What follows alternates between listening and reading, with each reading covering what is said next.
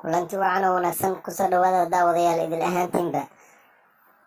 Degmada Badaxaaw ayaa waxaa laga hirgeliyey meel jir u dhiska jiimka fitness, meel la isku yareeyo oo la isku dhiso oo loo baahan yahay aad iyo aad.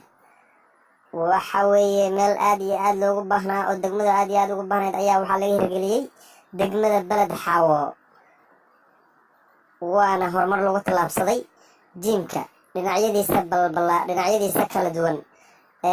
bira waxaa yaala qalab aad iyo aad casri u ah oo wadamo shay laga keenay, qurbaha laga keenay.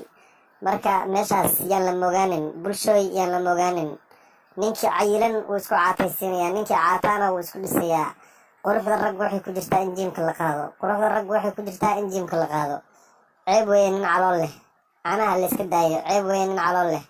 ha la isdhiso dhallinyaro, ha la isdhiso, dhexda dhuuqso, isdhis. quruxdaada waxay ku jirtaa inaad jiimka qaadid.